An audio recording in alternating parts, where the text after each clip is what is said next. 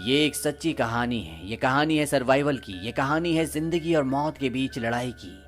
ये कहानी शुरू होती है सन 1942 से, जब जापान ने अमेरिका के पर्ल हार्बर पर अटैक किया था। और इस अटैक के बाद अमेरिका भी वर्ल्ड वॉर 2 में शामिल हो गया और वो किसी भी कीमत पर अब जापान से बदला लेना चाहता था। इसीलिए यूएस नेवी के बहुत सारे torpedo bomber aircraft south Pacific के अंदर जितने भी जापानीज पनडुब्बियां थी उन्हें नष्ट करने के लिए उड़ चले। इसी में एक एयरक्राफ्ट होता है जिसके अंदर 3 लोग होते हैं, पायलट हैरल्ड, बॉम्बार्डियर यानी कि बॉम्ब फेंकने वाला टोनी और रेडियो मैन जीन। और जब ये वापस आ रहे होते हैं तो ये आसमान में बादलों के बहुत ऊपर होते हैं और ये अपना रास्ता भूल जाते हैं और इनका फ्यूल टैंक भी धीरे धीरे खाली हो रहा है। जीन रेडियो से संपर्क करके रास्ता पूछने की बहुत कोशिश करता है, लेकिन सिग्नल क्लियर ना होने की वजह से उसे आवाज़ अच्छे से सुनाई नहीं देती और तभी उसे रेडियो पर जापानीज की आवाज़ आती है। वो रेडियो की तार निकाल देता है और मोर्स कोड के जरिए संदेश भेजता है, लेकिन इनका फ्यूल कम हो रहा होता है। इसीलिए इनका पायलट हैरल्ड बोलता है कि तुम्हें दोबारा से कनेक्शन जोड़ना होगा और वो दोबारा से कोशिश करता है, लेकिन इनका संपर्क फिर भी नहीं हो पाता।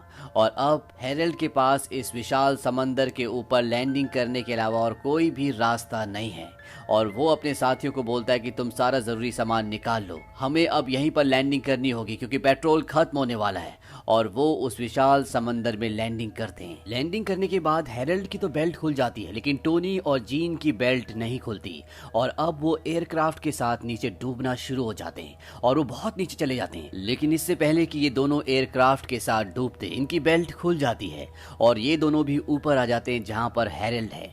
इनके पास एयरबोट होती है और ये तीनों उस एयरबोट पर बैठ जाते हैं, लेकिन इनके पास ना अब खाने के लिए खाना है, ना पीने के लिए पानी है।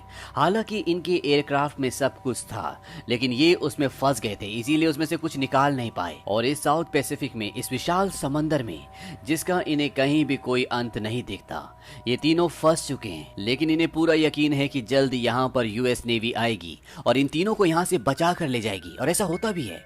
इन्हें आसमान में एक यूएस नेवी का एयरक्राफ्ट दिखता है। चीफ कहता है कि पानी में पैराशूट खोल दो ताकि ऊपर से वो उस पैराशूट को देख सके, क्योंकि जो इनकी एयरबोट है वो बहुत छोटी है और इतनी ऊंचाई से इनकी एयरबोट को नहीं देखा जा सकता। पर इनके पास पैराशूट नहीं होता, वो समंदर में एयरक्राफ्ट के साथ डूब चुका होता है और ना ही इनके पास फ्लेयर गन होती है जिसे चला के ये इशारा दे सके कि ये यहाँ पर है। ये तीनों अपनी लाइफ जैकेट निकालते हैं और उसे हिलाना शुरू कर देते हैं और साथ ही चिल्लाते भी हैं, लेकिन वो एयरक्राफ्ट इतनी दूर होता है कि वो इन्हें देख ही नहीं पाता और वो वापस चला जाता है। हैरल्ड जो कि पायलट होता है वो कहता है कि ये हमें यहाँ पर ढूंढने के लिए आए थे और ये हमारे पास आखिरी मौका था। टोनी कहता है कि वो हमें यहाँ इस विशाल समंदर में ऐसे नहीं छोड़ सकते।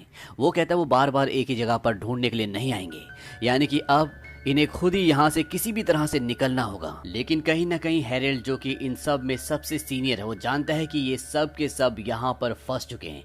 वो सबको कहता है कि अपने जूते उतार दो क्योंकि ये सफर बहुत लंबा होने वाला है। और ये तीनों अपने जूते निकाल लेते हैं, लेकिन इनकी जो एयरबोट है वो इतनी छोटी है कि उसमें कोई भी सामान रखने की जगह नहीं है। हैरल्ड कहता है कि हमें अपने जूते फेंकने होंगे और इसके बाद टोनी और जीन अपने जूते समंदर में फेंक देते हैं, लेकिन हैरल्ड अपने जूते नहीं फेंकता। ये देखकर वो दोनों हैरान हो जाते हैं।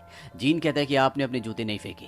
वो कहता है कि अगर हमें जमीन मिल गई तो हम में से किसी एक को चलना होगा, इसीलिए हमें एक पैर बचाना है। और इस तरह से इनका पहला दिन इस समंदर में बिना पानी के, बिना खाने के निकल जाता है। और सबसे बड़ी प्रॉब्लम ये होती है कि यहाँ पर इतनी जगह नहीं है कि ये तीनों एक साथ सो जाए, इसीलिए ये एक एक करके सोते हैं। रात को इनका चीफ जिसका नाम हैरल्ड है वो बोलता है किसी को पानी पीना है। टोनी और जीन उसे हैरानी से देखते हैं और इसके बाद हैरल्ड अपने जूते के अंदर यूरिन करता है और वो उस यूरिन को पी जाता है क्योंकि वो जानता है कि इन्हें पानी अब यहाँ पर मिलना इतना आसान नहीं है। अगली सुबह हैरल्ड इन्हें बताता है कि हम समंदर में फंस चुके हैं और हम हवाई की तरफ जा रहे हैं जो यहाँ से लगभग 1900 माइल्स दूर है और हमारे जो पीछे है वो है साउथ अमेरिका जो यहाँ से 6000 माइल्स दूर है। हैरल्ड एक पायलट है, इसीलिए उसे जगहों का, दिशाओं का अच्छा अंदाजा होता है। वो कहता है कि अगर हम इसी तरह से चलते रहे तो कुछ हफ्तों में पहुंच जाएंगे। ये सुनकर ये दोनों हैरान हो जाते हैं। टोनी कहता है कि अगर हम पहुंच भी गए तो उससे पहले भले ही हम भूख और प्यास से मर जाएंगे। जीन कहता है कि यहाँ पानी में बहुत सारी मछलियां हैं, हमें कुछ करना होगा। अब इनके पास थोड़ा सा जो सामान होता है उसमें एक गन की मैगजीन भी होती है और गन की मैगजीन के अंदर स्प्रिंग होता है और ये उस स्प्रिंग से मछली पकड़ने का कांटा बना लेते हैं और उस कांटे को पानी में डालते हैं और तभी इनके कांटे में कुछ फंस जाता है। ये उसे खींचने की कोशिश करते हैं और जब ये उसे खींचते हैं तो इनकी रस्सी टूट जाती है और उसमें कांटा नहीं होता। जीन कहता है कि पानी में कोई हमसे भी ज्यादा भूखा है। हालांकि ये समंदर में है, पानी में है, लेकिन यहाँ पर गर्मी बहुत ज्यादा होती है, इसीलिए जीन पानी में कूद जाता है। वो कहता है कि अब मैं और गर्मी बर्दाश्त नहीं कर सकता और उसके पीछे टोनी भी कूदने वाला होता है, लेकिन हैरोल्ड उसे रोक देता है। वो कहता है मैंने सुना है इस पानी में शार्क हैं और जब ये बात जीन को बताई जाती है तो जल्दी से वो वापस अपनी बोट पर आ जाता है। इसका मतलब ये है कि ये लोग अब पानी में नहीं जा सकते। धीरे धीरे वक्त बीतता है और इन्हें आज इस बोट पर पूरे 5 दिन हो जाते हैं और 5 दिनों से ना इन्होंने पानी की एक घूंट पी है, ना ही खाने का एक निवाला खाया है और ये तीनों की तीनों बहुत कमजोर हो जाते हैं। और जब टोनी बर्दाश्त नहीं कर पाता तो वो समंदर का पानी पीने की कोशिश करता है, लेकिन हैरोल्ड उसे रोक लेता है। वो कहता है कि ये पानी तुम्हारे शरीर को और भी सुखा देगा। दरअसल इन सब के यहाँ पर फंसने का सबसे बड़ा कारण ये होता है कि हैरोल्ड, जो कि इनका पायलट है, वो वेस्ट की तरफ जा रहा होता है और वो जीन से कंफर्मेशन मांगता है कि क्या हम सही जा रहे हैं और रेडियो पर जीन को ये बताया जाता है कि तुम्हें ईस्ट जाना है और इसी वजह से रास्ता खो देते हैं और पेट्रोल खत्म होने की वजह से अब ये समंदर में फंस चुके हैं। अब अचानक से हैरोल्ड को याद आता है कि उसकी शर्ट की जेब में एक पेंसिल है जिससे वो बहुत खुश हो जाता है।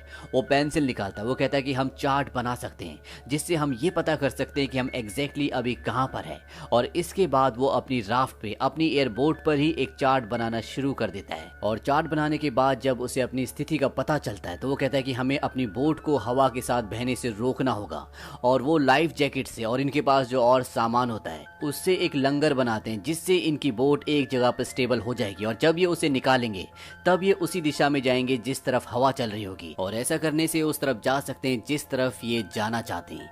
ये लंगर बनाकर पानी में डाल देते हैं जिससे इनकी बोट स्टेबल हो जाती है और इसके बाद ये प्रेयर करते हैं और प्रेयर करने के बाद जीन कहता है कि हमने जिंदगी में सभी काम अच्छे नहीं किए, लेकिन हमें आपकी मदद की जरूरत है। हैरोल्ड ईश्वर से मांगता है कि इस समंदर में जितनी भी बोट्स हैं उन सब की रक्षा करना और उन्हीं बोट्स में से एक बोट हमारी भी है। टोनी कहता है कि जैसा मेरे दोस्तों ने कहा बिल्कुल सही कहा, लेकिन हमें सबसे ज्यादा जरूरत यहाँ पर बारिश की है, कृपया आप बारिश कर दें। लेकिन बारिश नहीं होती। इस बात से टोनी डिसअपॉइंट हो जाता है।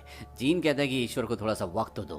अब रात हो जाती है और जब सब के सब सो रहे होते हैं तभी बारिश होना शुरू हो जाती है और कई दिनों के बाद आज इन्होंने पहली बार पानी की एक घूंट पी है जिससे इन्हें बहुत राहत मिलती है क्योंकि इनकी पूरी बॉडी डिहाइड्रेट हो चुकी थी। अगले दिन ये दिखाया जाता है कि जीन कई दिनों से मछली पकड़ने की कोशिश कर रहा है लेकिन वो एक भी मछली नहीं पकड़ पाता। हैरोल्ड उसे कहता है कि मैंने तुमसे ज्यादा पेशेंस रखने वाला फिशरमैन आज तक नहीं देखा। तुम पिछले 1 हफ्ते से मछली पकड़ने की कोशिश कर रहे हो लेकिन तुम 1 हफ्ते में एक भी मछली नहीं पकड़ पाए। जीन कहता है कि जहां से मैं आया हूं वहां पर एक कहावत है, you don't catch you don't eat.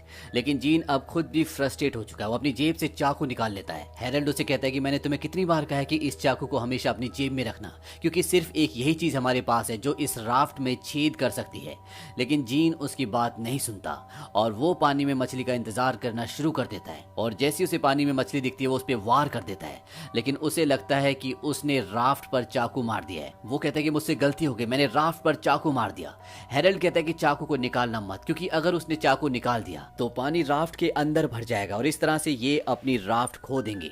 लेकिन जीन देखता है कि उसने चाकू एक शार्क मछली के बच्चे को मारा होता है और वो उसे ऊपर राफ्ट के अंदर खींच लेता है और इसके बाद ये सब मिलकर उस शार्क के बच्चे को मार देते हैं और उसके पेट से कई सारी छोटी मछलियां भी निकलती है और इस तरह से पूरे 1 हफ्ते बाद ये ठोस खाने का पहला निवाला खाते हैं जिससे न केवल इन्हें खुशी होती है बल्कि इनकी बॉडी में एनर्जी भी आती है। यहाँ पर जो हैरोल्ड होता है वो कहता है कि मैं अब घर जाऊंगा, मेरी पत्नी मुझसे बहुत नाराज होगी। वो इन दोनों से भी पूछता है क्या तुम्हारी शादी हो गई है। दरअसल ये एक दूसरे को इतनी अच्छी तरह पर्सनली नहीं जानते। टोनी कहता है कि मेरी शादी नहीं हुई लेकिन मेरी एक गर्लफ्रेंड है। जीन कहता है कि ना मेरी शादी हुई है ना गर्लफ्रेंड।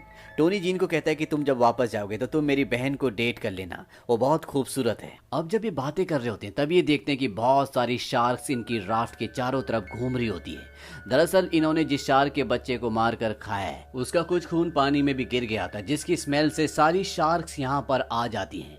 लेकिन वो इनकी राफ्ट को कुछ भी नहीं करती, वो सब की सब वापस चली जाती हैं। दरअसल साउथ पैसिफिक शार्क्स मछलियों के लिए बहुत मशहूर है और वो कभी भी इनकी राफ्ट को गिराकर इन सब को खत्म कर सकती है। लेकिन इस बार इनकी किस्मत अच्छी होती है, इसीलिए ये बच जाते हैं। अब हालांकि इन्होंने खाना खा लिया, इन्हें पानी भी मिल चुका है, लेकिन जैसे जैसे दिन बीतते हैं ये एक बार फिर से कमजोर होना शुरू हो जाते हैं। और एक रात को जीन जब पानी के अंदर हाथ डालकर बैठा होता है तभी एक शार्क उसके हाथ पर हमला कर देती है, जिससे उसके हाथ को जख्मी कर देती है। लेकिन जीन की किस्मत अच्छी होती है कि उसके हाथ में बहुत ज्यादा चोट नहीं आई। और एक बार जीन को दिखता है कि सामने कुछ है, उसे लगता है कि सामने कोई आइलैंड है और वो टोनी को दिखाता है, लेकिन टोनी कहता है कि सामने कुछ भी नहीं है, ये सिर्फ तुम्हारा भ्रम है। यहाँ पर इन्हें अजीब अजीब से सपने भी आ रहे होते हैं। और 15वें दिन की सुबह ये दिखाया जाता है कि टोनी के हाथ में उसकी गन होती है और तभी जीन उसे धीरे से कहता है कि मुझे अपनी गन दो और बिल्कुल आवाज मत करना। टोनी उसे गन दे देता है और तभी वो देखता है कि सामने उन्हीं के राफ्ट पर एक पक्षी बैठा होता है और वहीं पर हैरल्ड भी सो रहा होता है। जीन उस पर गोली चलाता है और गोली पक्षी को लग जाती है, लेकिन वो राफ्ट से नीचे समंदर में गिर जाता है। और जब हैरल्ड देखता है कि इन्होंने एक पक्षी को निशाना बना दिया है वो समंदर में कूद जाता है, उस पक्षी तक पहुंचता है और जैसे वो उस पक्षी को उठाता है तो वो देखता है कि उसके पीछे एक शार्क आ रही होती है। अब हैरल्ड जल्दी से अपनी राफ्ट की तरफ आता है और इससे पहले कि वो शार्क करने वाला बन जाता वो राफ्ट के ऊपर आ जाता है और वो शार्क इनकी राफ्ट के नीचे से निकल जाती है और इस तरह से हैरल्ड बच जाता है। और अब इनके पास एक बार फिर से खाना है।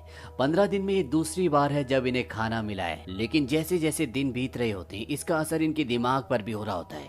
इन सबको अजीब अजीब सपने आते हैं और अब इन्हें यहाँ पर 20 दिन हो जाते हैं। और जब सुबह हैरल्ड उठता है तो वो देखता है कोई भी ड्यूटी पर नहीं होता, यानी कि कोई भी हवा का रुख नहीं देख रहा।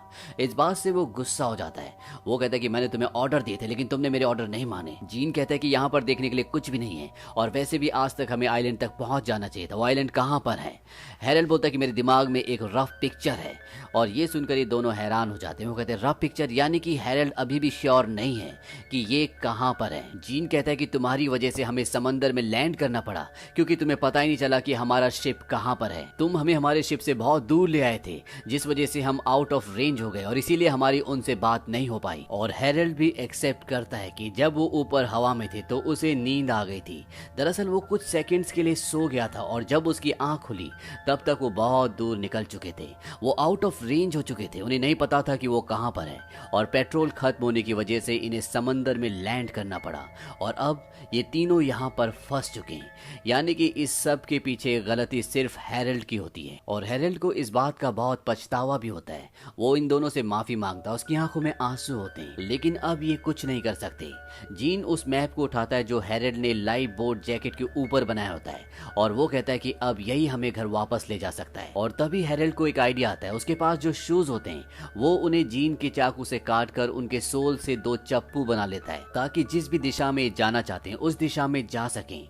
और टोनी कहता है कि जो भी सबसे पहले आइलैंड देखेगा उसे बाकी के 2 लोग डिनर करवाएंगे, वो भी उसकी मनपसंद जगह पर। लेकिन इनकी मंजिल इतनी आसान नहीं है और कुछ और दिन बीत जाते हैं और आज इन्हें समंदर में पूरे 30 दिन हो चुके हैं और 30 दिन के बाद इनके अंदर अब बोलने की भी हिम्मत नहीं है क्योंकि ये प्यासे हैं, ये भूखे हैं और ना ही इनके पास कोई मोटिवेशन है। अब उसी रात को बारिश होना शुरू हो जाती है जिससे इन्हें एक बार फिर से पानी मिल जाता है। लेकिन तभी ये देखते हैं कि बहुत बड़ा एक तूफान भी सामने से आ रहा होता है और ये उस तूफान में फंस जाते हैं। इनकी राफ्ट उलट जाती है और टोनी जिसको तैरना नहीं आता वो भी खो जाता है। लेकिन तभी ये देखते हैं कि टोनी भी राफ्ट की दूसरी तरफ होता है। ये राफ्ट को सीधा करते हैं और बड़ी मुश्किल से एक एक करके सब के सब राफ्ट के ऊपर चढ़ जाते हैं और इस तरह से ये इस भयानक तूफान से बच जाते हैं। और अगली सुबह ये दिखाया जाता है कि ये तीनों बहुत बुरी तरह से थक चुके हैं और इनके पास जो थोड़ा बहुत सामान था वो रात को तूफान में समंदर में कहीं खो गया और इन्होंने भी अब मान लिया है कि ये अब बचने वाले नहीं हैं। ये इस राफ्ट के ऊपर एक जिंदा लाश की तरह पड़े होते हैं और इन्हें अपने घर की भी याद आ रही होती है। हैरल्ड अपनी पत्नी को याद कर रहा होता है और जीन को टोनी की बहन समंदर में बैठी हुई दिखती है। दरअसल उसको हेल्यूसिनेशन होता है। जिस तरह से टोनी ने अपनी बहन का डिस्क्रिप्शन दिया था उस हिसाब से वो उसकी इमेज को देखता है और टोनी से कहता है कि मुझे लगता है कि मुझे तुम्हारी बहन से प्यार हो गया है। टोनी कहता है कि तुम दोनों एक ग्रेट कपल बनते। हैरल्ड ये सब सुनकर बहुत दुखी होता है। वो कहता है मुझे नहीं पता था कि ये सब इस तरह से एंड होगा, मुझे माफ कर दो। दरअसल हैरल्ड अपने आप को इसके लिए गुनहगार समझ रहा होता है। लेकिन तभी टोनी बड़ी मुश्किल से बैठता है और वो कहता है कि हम बहुत दूर तक आ चुके हैं और इस तरह से हम हार नहीं मान सकते। और इसके बाद वो अपने हाथ से चप्पू चलाना शुरू कर देता है और उसे देखकर ये दोनों भी बैठ जाते हैं और वो भी ऐसे ही करते हैं। लेकिन चाहे ये अपने आप को कितना भी मोटिवेट क्यों ना कर लें, इनके शरीर में बिल्कुल भी एनर्जी नहीं होती। और 34 दिन बाद जब ये पूरी तरह से बेहाल हो चुके हैं, लगभग मर चुके हैं, इनके अंदर बात करने की भी हिम्मत नहीं है। और उसी हालत में टोनी कहता है कि मैंने सपना देखा जिसमें मैंने एक बहुत हरा खेत देखा। हैरल्ड कहता है कि ये सपना मैं 2 बार देख चुका हूँ। और इसके बाद हैरल्ड थोड़ा सा पानी समंदर का उठाकर पीना शुरू कर देता है। दरअसल उसने मान लिया है कि वो अब नहीं बचेगा। और तभी उसके सामने लेटा हुआ जीन कहता है कि मुझे सामने कुछ हरा हरा दिख रहा है।